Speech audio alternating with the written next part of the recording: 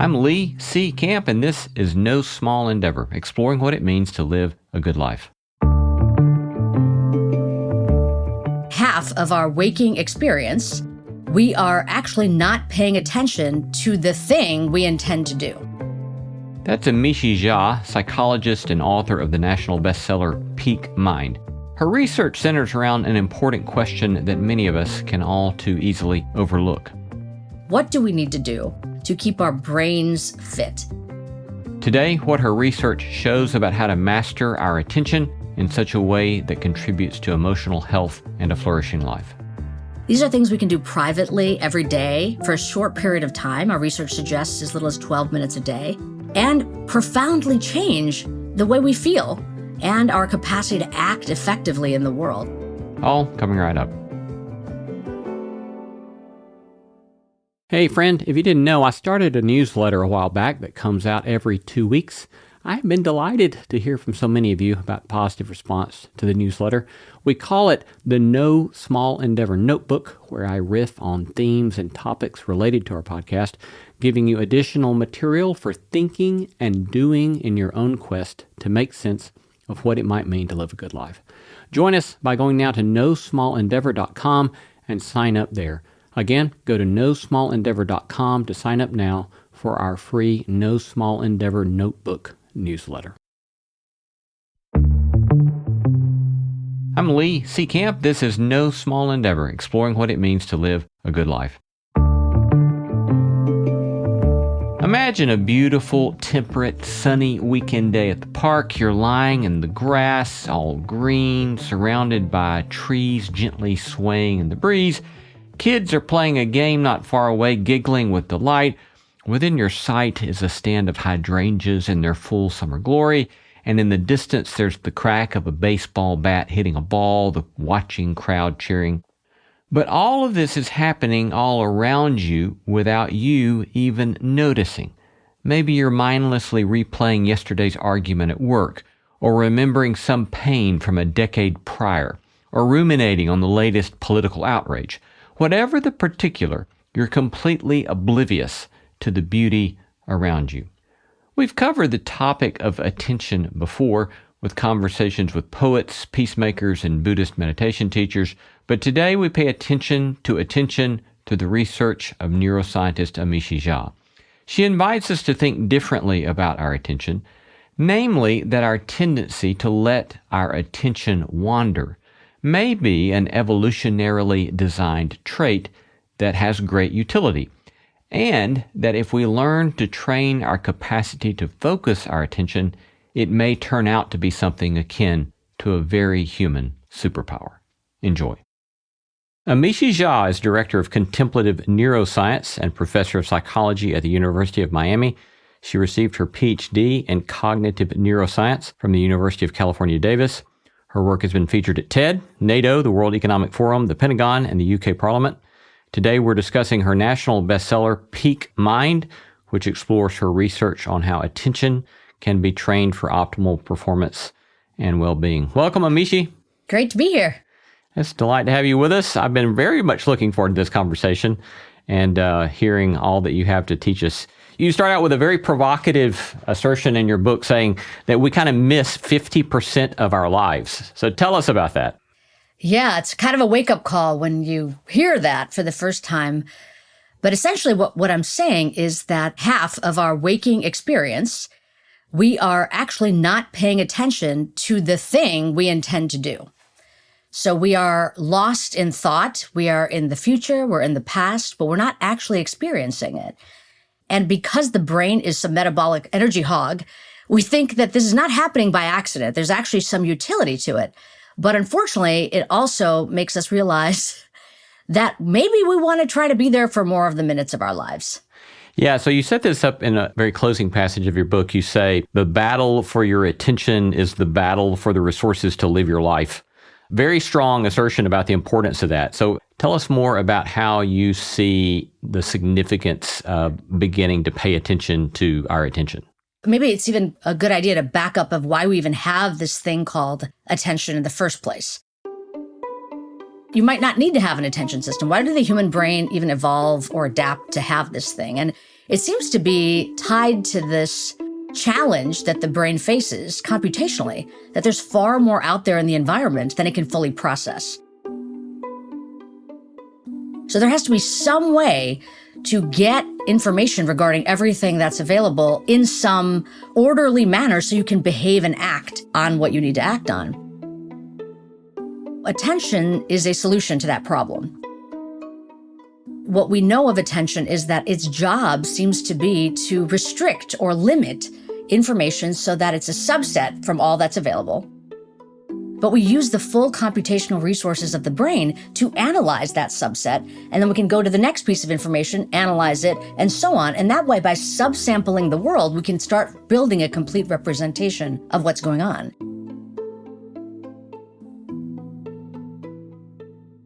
And that subsampling is not for no reason. It's so that we can actually behave in a goal-directed way to serve us in our survival, and in this day and age, beyond survival, really to thrive and benefit and live meaningful lives.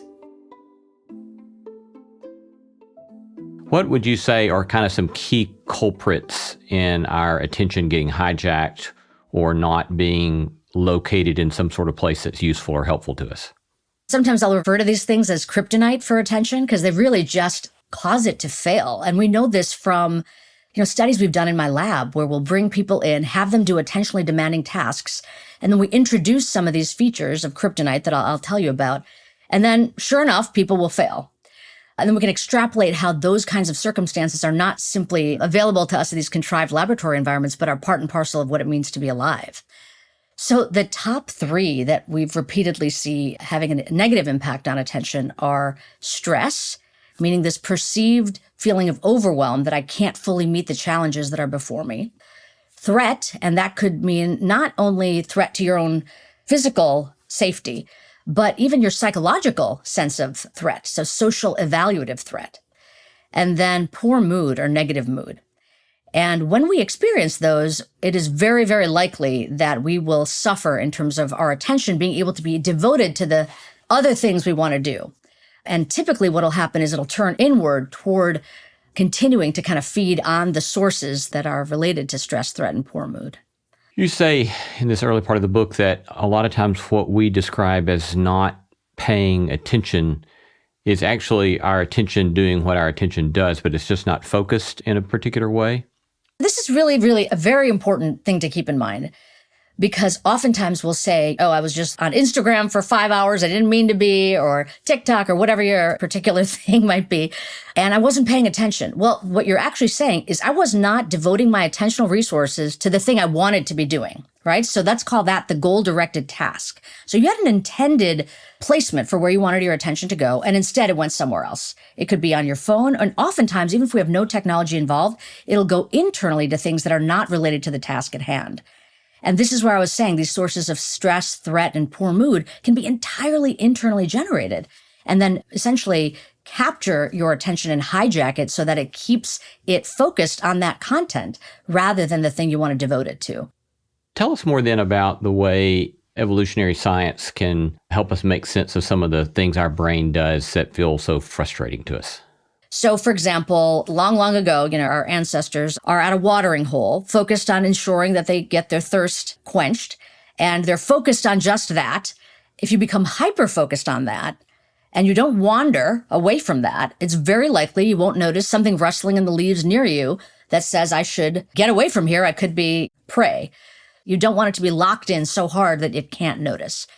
If we think about the evolution of the brain and the development of the frontal lobes allowed us to actually not even be tethered to our moment-to-moment experience so that we could create entire worlds within our own mind.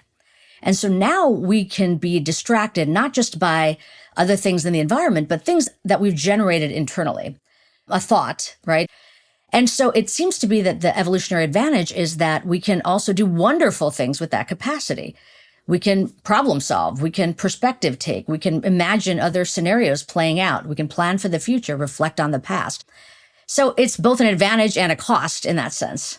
Yeah, I just find that sort of approach so fascinating and so helpful because I think that as a recovering perfectionist, I can get so exasperated by the fact that I can't just simply stay focused on something and my mind takes off here or there, or I might get lost in some sort of simulation that you're talking about. But simply the observation that, oh no, these are great gifts to us that have made possible survival at given points, as well as the capacity to create and develop all sorts of beautiful, wonderful things. And simply putting that sort of frame on it, I think, is a much more helpful way than what I sometimes tend to do of kind of beat myself up about this. Well, yeah, I think that's really important to understand that these are gifts in some sense, and we want to use these gifts with our awareness, which often is what gets us into trouble, is we have no idea that we're lost in thought until somebody pulls us away. But the other thing is that when we understand that this is the nature of the mind, there'll be no expectation that you're going to be laser focused in some continuous manner. Just disabuse yourself of that. And so what we know now from a giant, meta-analyses that we've done is that essentially every minute that you spend on a sustained attention task, your chances of mind wandering increase, so that by 20 minutes in, you're likely to be gone about half the time. So probabilistically, this is just like a clock is running.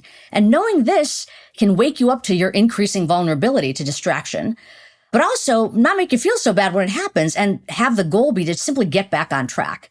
Because the noticing that we are wandering, it's the insight moment that says, oh, I can do something differently now. Yeah. 20 minutes, which I suppose those of us who teach undergrads and grad students, it's like, we do know this, right? You start getting much past 20 minutes in a lecture and you really have to work to keep people's attention. Oh, right. And you have to remind them of their own intrinsic motivation. You have to acknowledge that there could be fatigue setting in. And all these are perfectly healthy and useful ways to re-engage the system. But sort of without any prodding or prompting or support, it's very likely there's going to be a drift. And, sure, we can, as professors, both of us can probably share stories about distraction in the classroom. But I think about all the other professions in which after 20 minutes, having significant lapses could really mean life or death consequences, right? So think about a surgeon 20 minutes into surgery, or a pilot, or any kind of military service member like the folks that we work with, or first responders. These are incredibly important contexts in which you want to make sure that you are aware of where your mind is and noticing when it might have a tendency to wander away, and then train it, in my view, to get it back on track efficiently and without delay. I hear you poking some at the grave contemporary concern about technology as being the primary cause of evaporation of capacity of paying attention, or the increased reality of distraction. And I hear you saying, well, maybe we need to see this as a much more perennial problem that just takes a particular contemporary shape. But do you want to comment on that some? I would 100% agree with that summary of the way that I conceptualize it. Distractibility is not a modern problem. It's exacerbated by modern contexts. Distractibility is a human problem. And there are so many, in my mind, heartwarming stories of people like medieval monks that are in the middle of their monastery, devoting their life to a life of contemplation. They left all their worldly possessions, and they really started thinking about distraction as a type of demon, and did whatever they could to try to figure out how to banish this demon, and found it quite difficult, right? So, and I'm talking now specifically about monasteries in the West. I think the Eastern monasteries also suffered from this, had other strategies that they implemented. And part of that was to directly tackle that problem of distraction by actually training the mind to notice it in some sense. And this is before there was any hint of Facebook or TikTok or any of that, right? And if they suffered from that without any external sources of distraction, or at least the capacity to minimize those as much as possible, there's really, in some sense, no hope for us, because even with our extremely well-intentioned intent to stay focused on the task at hand, something as small as a ding on your phone can derail the whole enterprise. And that, too, is, by the way, not a problem with our brain. Our brain is behaving appropriately by noticing the ding. Nonetheless, we will suffer by not being able to sustain focus when we are pulled away in that way. Yeah, you suggest that the fact that we can be distracted, in this case by the ding, is indicating that our attention is acting according to design, and all the people who are designing the technology know how our attention works, and they're leveraging that to grab our attention. Is that right? Absolutely. Right. That's what we mean when we talk about this attention economy, is that the interfaces, the social structure, the self-relevance, the novelty, all of these features of social media platforms are precisely not only tuned to maximize capturing our attention and holding it, but personalized so that it's not just anyone. It's Amishi's interests. Amishi's getting the likes. Amishi's getting the thumbs up. Whatever it is coming to me directly. And that is a very, very difficult thing to try to overcome by sheer will. Yeah. So before we start talking about some solutions here, you describe attention as a superpower, which is obviously a very aspirational kind of way you're hoping your readers will frame the seriousness or the potential of taking these practices that you're just going to prescribe seriously. But make a case for us that our attention is a superpower. Well, it's a superpower in the sense that it fuels almost every single thing that we do. And I'll just name 3 things that it helps us do, right? So our ability to think. So what does it actually mean to think? Essentially, some mental content arises as a thought, and you can think that you're willing that, but it arises, and we are going to be conscious of the arising of it. Then another piece of mental content arises as another thought, and another thought, and another thought. And the way in which we can have coherence in our thought is by paying attention, meaning the hyperlinks between these arising thoughts really determine how coherent and rational thinking will be. And what allows for that connection to be sensible and relevant is this capacity for attentional selection, or sometimes I'll refer to it as sort of the flashlight of attention, so that it's laser pointed, it's narrow, it's constricted and direct. So just the ability to think requires this capacity to narrow and focus our attention. Another way to think about its relevance and why it's a superpower is that it's used for things like our ability to connect with other people. So in some sense, interaction, collaboration, care, all of these are part of the purview of attention. To feel care from someone else, typically it's that they're paying attention to you. Same thing with extending care. And when we talk about that flashlight, it's like we're directing it toward another person now. They are the focus of what is most prominent in our mind in that moment. Thinking, connecting, and then feeling, our emotional life, the experience of emotion, as well as the regulation of emotion. So, I always think about this every time now, in particular, after I've been practicing these mindfulness practices for quite some time. Think about having the most delicious dessert you've ever had in your life, right? It's before you, the richness and the deliciousness of it. Now you're completely distracted in that moment. Something has really pulled your mind away. Will you experience that joy of the dessert, even as it's in your mouth? Probably not. So attention allows us to fully experience emotion. Now that has the good side of joy, but also the other side when it's not going to be so joyous, but we're there for it. As well as when I said regulation of emotion, ensuring that the experience and expression of emotion is proportionate to what is acceptable and appropriate, right? So somebody spills a cup of coffee and you might get a little annoyed, like, oh, you spilled my cup of coffee. You probably shouldn't run up and down the street screaming at the top of your lungs, a little bit of an overreaction. So ensuring that the way we are communicating internally to ourselves of the experience and to others in terms of the expression needs to make sense and be context appropriate, which attention allows us to do. And most people do not think of mood as something tied to attention. That's a new one for most people, but the data is now clear that essentially depression, anxiety, PTSD, and a number of other psychological disorders are fundamentally tied to our attentional capacity. And those that are able to have more access to the fully powered capacity of their own attention system are more likely to be functional in the presence of psychological disorders, as well as overcome their negative impact on their lives.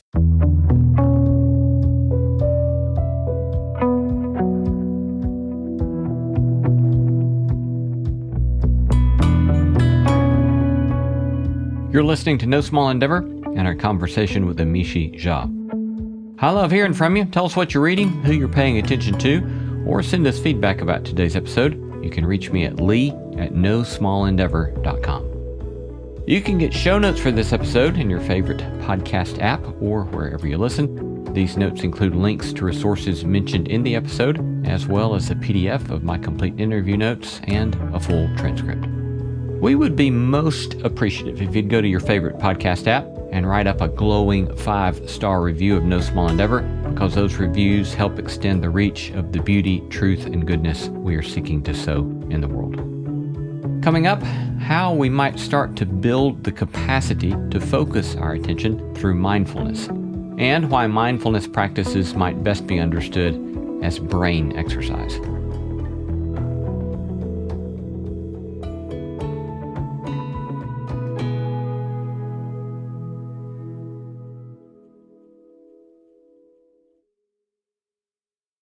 Hello friends, Lee Seacamp here.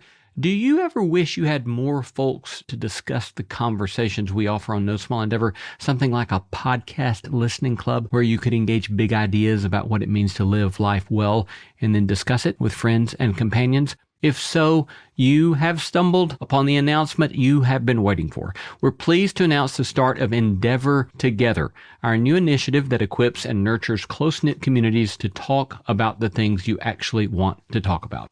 Each small group conversation series is built upon our podcast content and provides you with super easy to use content with questions, videos, links, and guidance so that you or any good and willing soul can host small group conversations exploring what it means to live a good life. Maybe you'll meet in homes around a table, maybe in a coffee shop or local park, maybe at work during lunch hour, maybe in a church Sunday school class. What we are providing is the scaffolding for good conversation. The rest is up to you.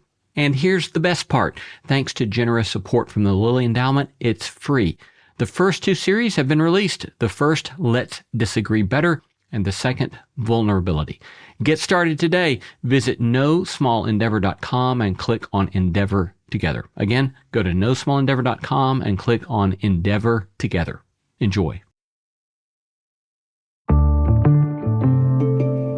So let's talk then about the solution. You're suggesting that one fundamental solution to regaining some sort of sense of greater control over attention is mindfulness meditation? That's right. For me, I'm an Indian woman. I certainly grew up with a notion of meditation as something people do. It was part of the cultural landscape that I come from. But frankly, as sort of a hard-charging neuroscientist, I thought it was not so much for me. And never did I think that it would be something that we'd spend my lab's resources and time studying. Or did I think that out of all the solutions that we would try to strengthen attention, it would be the only one that consistently was found to be beneficial to strengthen attention, and others are not. So I just kind of want to say that if any of the people listening to our voices are skeptical with regard to meditation or mindfulness, I fully can appreciate that. I was there myself. And I think the journey for me overcoming my skepticism is also important to point out, which is attention is obviously, as we already talked about, very important. And as we mentioned, vulnerable. But there's not an obvious path on how to train it and strengthen it. And people have been trying for a very long time on how to do that, at least for the last, let's say 40, 50 years with modern cognitive neuroscience. And most of the approaches involve training it with some kind of repetition of attentionally demanding tasks. So you come in front of a computer screen, you do things that require attention, and the notion was that if you do that enough, you'll have stronger attention. It doesn't seem to be the case. What people get really good at after doing this long-term training is the task. But now if you give them a slightly different task, they're no better than if they'd never been trained at all. So it's this problem of generalizability that attention training solutions have really failed on. And that's where we're seeing the biggest benefit with mindfulness. I just want to mention, it's not obvious that this should be the case.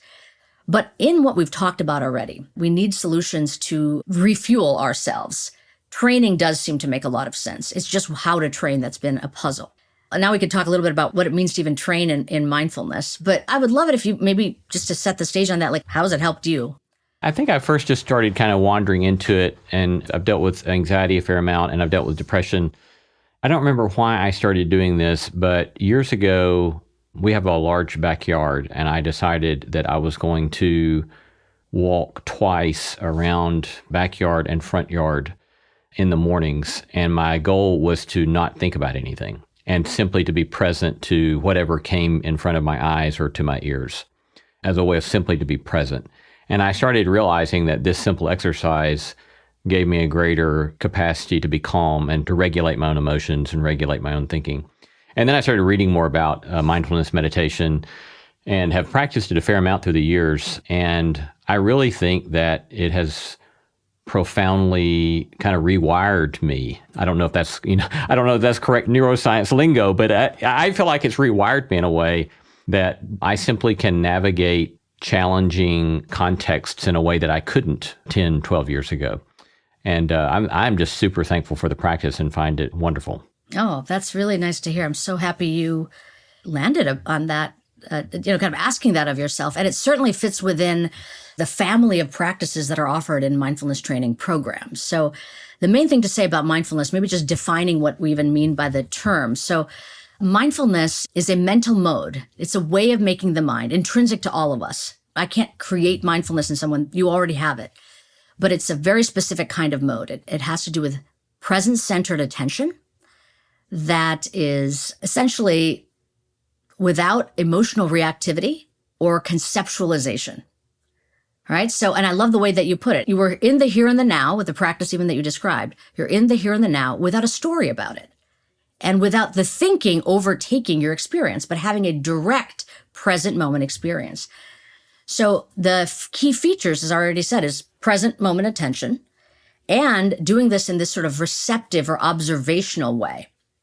So the family of practices with mindfulness training are aiming to cultivate both of those things, better attention and better sort of, let's call it better focused attention and better receptive attention. And the notion is that if you practice these things over and over again, the intrinsic appearance of mindful moments will increase in your moment-to-moment lives. And the formal way to do this is to take time out of your regular life to do a dedicated practice. Usually we want to do something that we might call stillness practice. I mean, the walking meditation that you actually described is another way to do it, but stillness in the sense that there's no other intended goal, and oftentimes it's literally being still, not moving. And so one category is what we call focused attention practices.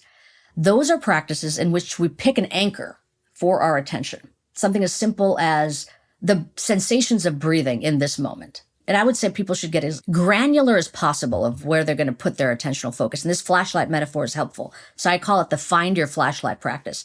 Set the intention to put your flashlight on a particular sensory experience. So coolness of air moving in and out of your nostrils. It could be the feel of your feet on the ground. It could be any number of things, whatever the anchor is for you. It could be a word, it could be a thought. But I would avoid the thought because it can tend to get proliferated, but a concept, let's say, a singular focus.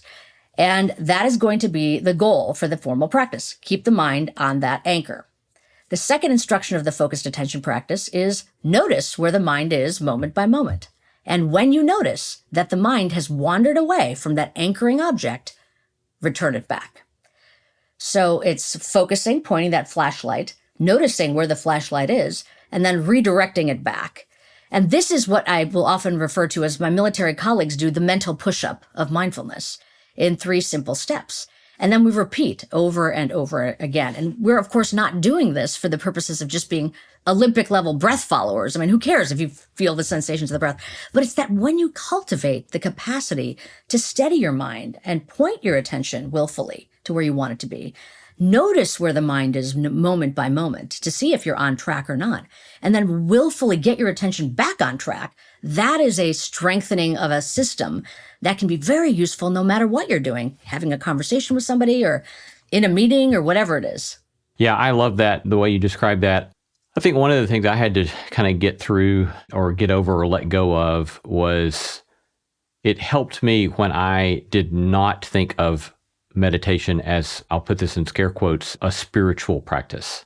Mm-hmm. And I began to think of it precisely as you said. The way I would say it and the way I have to say it to my students is it's like doing like bicep curls for my brain is what I tell them, right? Is that this is simply a mental exercise. It's a workout for the brain.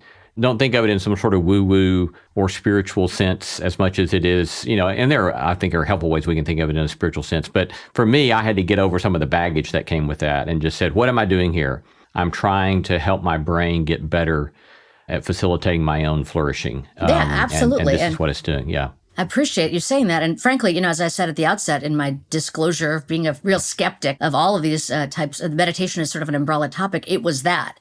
It was this notion that I would have to buy into an entire belief and cultural system that I may or may not espouse in my life. And then realizing that there are aspects that certainly will benefit from a particular cultural container, but there are other ways in which no particular belief system is required to benefit. That was a really interesting kind of insight, because it also means that you can open it up to offering it to people regardless of what their particular worldview or belief system may be. In the same way, you can have physical exercise that's available to people, right? I mean, there's no particular belief system that's involved in going for a run, in some sense. So I just think that understanding, and by the way, it's not just that you're thinking that it's brain training, it actually is brain training. And now we know this from not just a study or two, but meta-analyses, even meta-analyses of meta-analyses in terms of the number of studies that are proliferating, that are actually formally finding that the brain networks tied to attention and of mind wandering are kind of recalibrated with this type of a practice. The way, we think about how attention works in the brain is that there's an entire network of brain regions that sort of hum together, work together to produce this experience of attentional focus. And those nodes are communicating with greater efficiency when we practice, and they're being less hijacked from internally generated distractibility and mind wandering. I'm not positive where I got this phrase from. I think it may have been from a book by Kelly McGonigal at Stanford, but I think she's the one that has a line where she says, bad meditation is good meditation. And what I take from it, she means by that is that if I'm doing mindfulness meditation, for me, often typically focusing on my breath, as you said, sensation of the breath at the tip of my nose, and then I note that my mind has wandered. The temptation for me is to think, I caught my mind wandering and now I bring it back. And what I hear her saying is, no, the fact that I notice my mind has wandered and gently bring it back to my anchor, that's the gold. That's kind of like the good stuff. So rather than, again, beating myself up about the fact that my mind has wandered, it's the fact that I notice it and bring it back. That's the bicep curl. Would that resonate with what you're saying? 100%. And I would say even get rid of the framing of good and bad. In some sense, because like we said, 50% of our waking moments, when we're just living our regular lives, we're going to have our mind wander away. It is the nature of the mind. It is part of the hardware and software in our operating systems that makes our brain this way. There is not only nothing wrong with your mind wandering, but it's just going to happen. The instruction is not focus on an anchor. And if you happen to be one of those losers whose mind wanders, bring it back. It's when you notice your mind has wandered, because it will happen. That is, like you said, a golden moment, because it's like, you woke up in the middle of the fog of your own distractibility to now do something about changing the situation. And that just means bringing your attention back.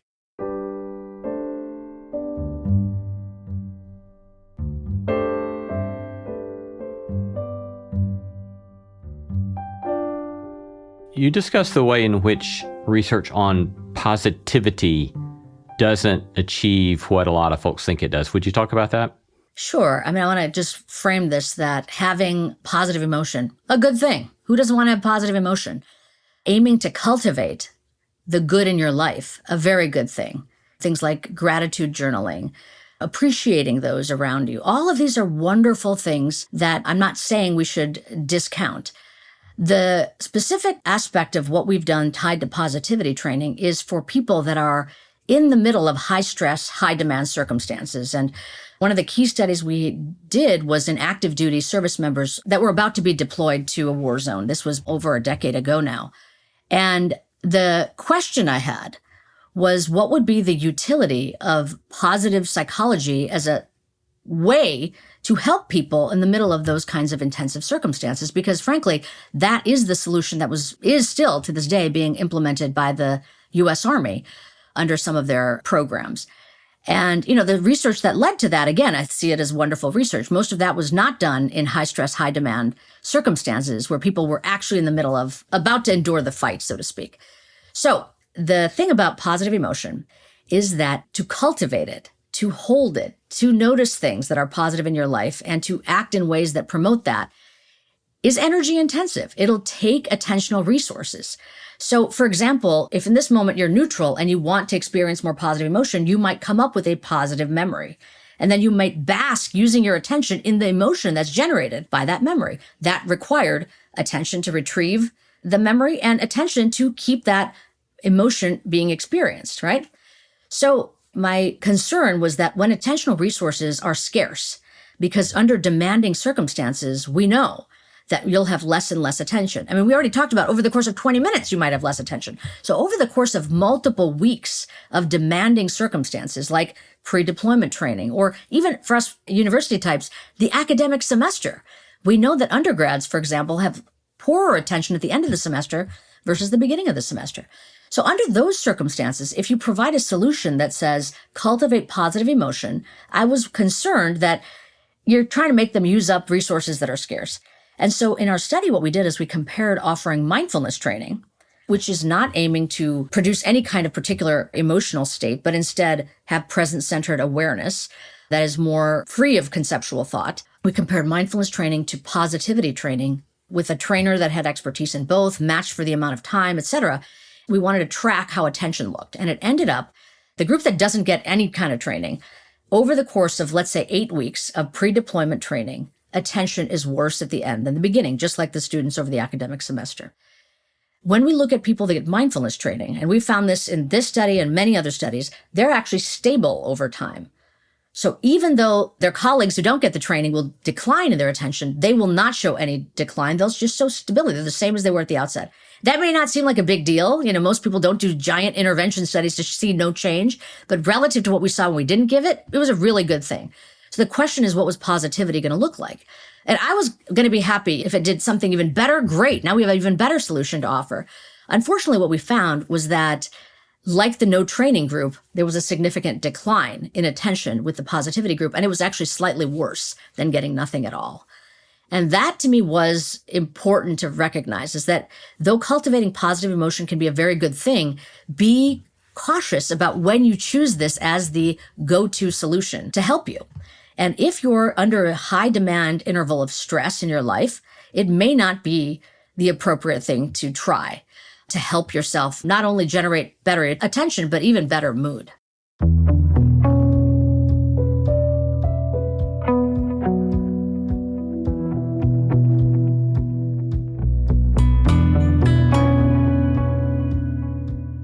We're going to take a short break, but coming right up, why 12 minutes a day might be all it takes, and the practical methods for getting there.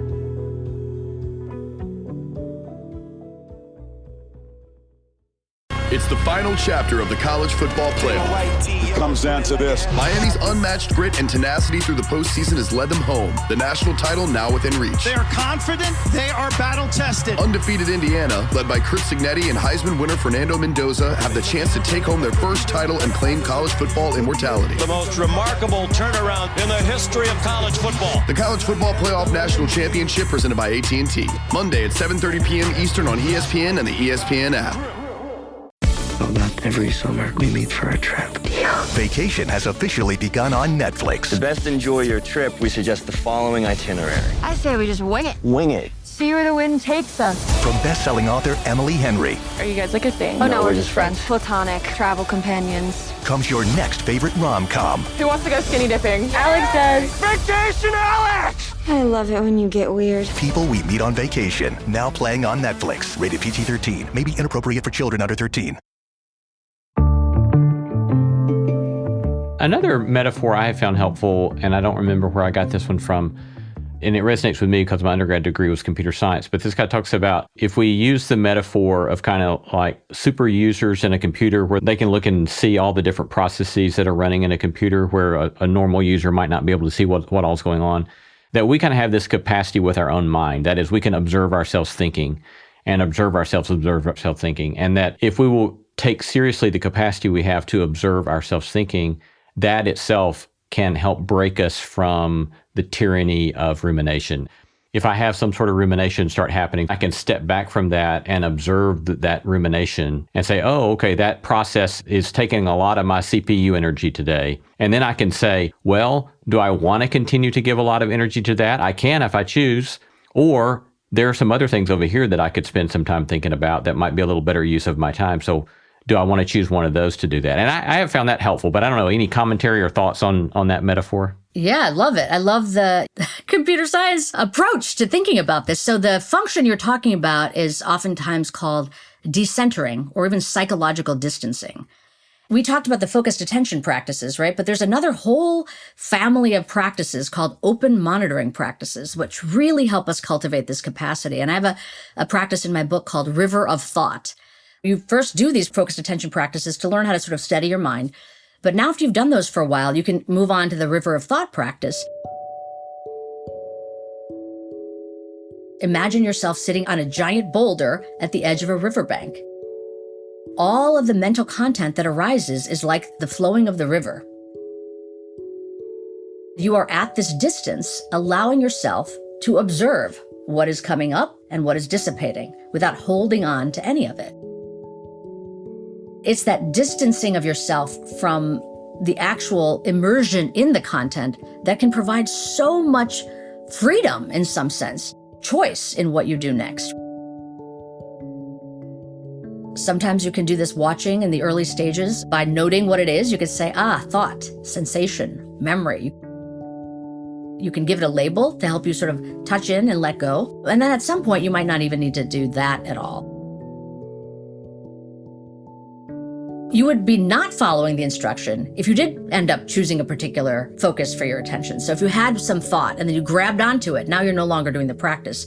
So the way of waking up in that practice is, I can just step back again. I can take my seat on that boulder and just watch the river again.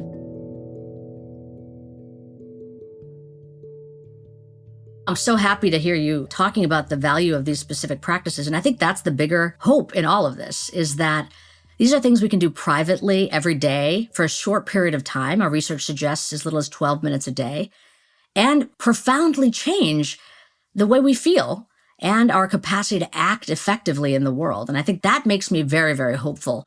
Right. You say that your research shows that 12 minutes a day, 5 days a week for 8 weeks can make a profound difference in your life. As a scientist, I know this. Anytime you give a specific prescription, somebody's going to come along and say, no, it's actually 11.5 minutes. So I just like to say the intention for giving any kind of number is to figure out the ballpark we're talking about, right? So if it's more like, if I came to you and said, we've done research and it's like, you need about 6 hours a day for 6 months, and that's all you can pretty much be doing, most of us would be like, yeah, forget it. So part of this was like, what is the ballpark of the minimum effective dose to start seeing tractable changes in the way at least attention operates? And so what we found is that essentially the more people practice, the more they benefit. But the minimum effective dose to protect attention, especially for those in high stress professions, is about 12 minutes a day, 3 or more days a week. But the more you do, the more you benefit. So you want to shoot for getting the bare minimum threshold and then advantage yourself by doing more and more. And so now in most of our programs, we'll shoot for 12 to 15 minutes that we ask people to do about 5 days a week. Because if you say 5 days, people might get to it 3 or 4 days a week. And it helps to set a more reasonable standard of what might be achievable for busy people. Well, that's another way in which I think the comparison to physical exercise is helpful, in that we've learned socially the indispensable importance of exercising physically, but you're helping us see the indispensable nature of exercising mentally. And when you think about 12 minutes a day versus 30 to 60 or 90 minutes a day of doing physical exercise, that becomes much more feasible, I think. Yeah, and I think I just want to make a plug for all of us scientists, because we don't have the cultural understanding that physical exercise is necessary for physical health out of thin air. I mean, like literally 150 years ago, if you saw somebody running down the street, you'd think they were being chased by a bear or like running from a fire, right? This was not a normal activity, but it is now. And the reason that I believe that it is because there has been so much research that has connected the dots between physical exercise and physical health, so that now our public health officials can give us a prescription that we can trust. Oh, okay, if I do this much, and I should try to meet this minimum. It's not go for a walk whenever you want. It's do cardiovascularly intensive exercise 30 minutes at a time, 150 minutes a week. That's the prescription. Now, we might not all get there, but we know what the prescription is. Part of my interest and part of the contribution of what scientists like me are trying to do is find out what the answer is with regard to the mind, just as you said. What do we need to do to keep our brains fit? And in particular for me, it's how do I keep my attention fit in the modern attention economy with the stresses and, slings and arrow that life will bring? And how do I still take hold and keep hold of my mind in the middle of difficult circumstances. So that is the aspiration of this enterprise, is to give evidence-based guidance on what people can do for their mind every day to advantage their well-being. Do I understand correctly, you were born where Gandhi's ashram was located? Yeah. If at all, how do you imagine that kind of legacy might be at work in your own life or your vocation or in your psyche? Right. No, I appreciate the question. So yeah, I was born in Ahmedabad in the state of Gujarat in India. And that is where Gandhi's ashram is. And that's where he did a lot of the work that he did in his life, especially as it had to do with freeing India from British rule in a nonviolent manner. So, I would say that the broader enterprise of engaging in certain practices to result in positive outcomes in the world is part of sort of the larger cultural landscape of the place that I come from. But the part that I really think about when it comes to Gandhi in particular is this notion, he's known for ahimsa, right? And people will say that that's a nonviolent approach to problem solving. And the thing that I always remember is that ahimsa does not mean inaction. It actually could mean tremendous action in the service of not having a violent outcome. And so part of the most fundamental way we can think about cultivating a mind that is capable of thinking better, connecting better, and feeling better is to ensure that the violence that we might bring upon ourselves and other people is limited, as minimized as possible, by ensuring that we're fully there to experience our lives and have right action in some sense in support of the life we want to lead. So I find it to be very much tied to sort of the inspiration for what I want to help people do. Yeah. Fascinating. I think that you've alluded to this already, but playing off what you just said about Gandhi and ahimsa, we really can tend to do a lot of violence to ourselves by the rumination and the stories that we tell ourselves. And I hear you inviting us to these practices as a way to not let those stories that we tell ourselves do such damage to ourselves. And you mentioned a concept I had never heard of before. I've heard of the distinction. I talk about it a little differently, but I'd never heard the story of the second arrow. Would you share that and then kind of unpack some of that for us in thinking about maybe some of the damage that we do to ourselves and the stories that we tell ourselves about our experience? Yeah, and this is sort of a classical story, right, from the Indian Buddhist canon, I guess. The idea is that, obviously, if you get struck by an arrow, there's going to be pain. But now if you scream at yourself for whatever it is that led to you getting struck by an arrow, that's the second arrow. And that is additional pain on top of the actual initial pain caused by the physical insult of the arrow entering your, let's say, ankle or whatever. And so there are going to be things in your life that will be painful. And the question is, how are you going to make your mind and act in ways to limit anything above and beyond that? Because let's say you can't do anything about the initial arrow, but the second arrow you might actually be able to do something about. And in particular, what are the aspects of the second arrow that are within your own control in the way that you relate to your own mind and in the way that you choose to interact with other people? So both of those, I think, are part of what we're trying to cultivate. Reduce the second arrowing we do in our lives. You share near the end of your book the way in which your own trauma and suffering had informed your vocation with the passing of your father. But would you, if you're open to kind of narrating some of that and then how you see that you're grappling with that has formed you and the work that you're doing, if you're open to that? Yeah, absolutely. It's just an interesting time that you're asking me this. We just literally a couple days ago had 40 years since that accident. And, for those of you that haven't read my book yet, my father was killed by a drunk driver in a car accident, and I was in the car accident. So I actually was the only one that was actually conscious through it. It was my entire family was in the car. And I was 13 years old. So as a child, and for anybody that's listening that's experienced a trauma, either as a child or at any point in your life, it's life-altering. And the ripples of that can continue to be lifelong. Many ways will emerge on how to address how we're going to relate to trauma in our lives. And part of what happened in my own life is that I realized that I was very interested in how I might relate differently. And knowing about the brain and being a brain scientist gave me a different window in. And the idea was that if I cannot change the past, and I can't, the events that happened, maybe there was some way I could train my mind so that at least moving forward, I could keep myself as buoyant as possible and not deplete myself out. And that sort of spirit continues in all the work I do, and actually, frankly, in the people I gravitate to work toward. So working with service members, people in the medical profession, people that are emergency services professionals, and many others who are living at that edge of things will be difficult, and we must continue to live with the aspiration of thriving in the middle of that. It very much informs the solutions that I want my research to be able to offer in the world. Been talking to Professor Amishi Jha, professor of psychology at the University of Miami, about her national bestseller, Peak Mind. Amishi, thanks so much for your time and for your good work and your generosity with yourself today. Thank you for the wonderful conversation.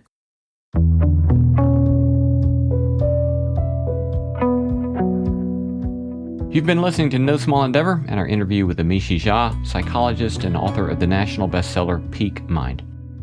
We gratefully acknowledge the support of Lilly Endowment Incorporated, a private philanthropic foundation supporting the causes of community development, education, and religion.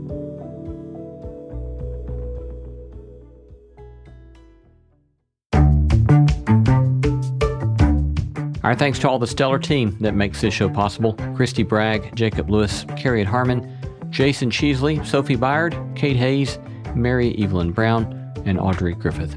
Our theme song was composed by Tim Lauer. Thanks for listening, and let's keep exploring what it means to live a good life together. No Small Endeavor is a production of Tokens Media, LLC, and Great Feeling Studios.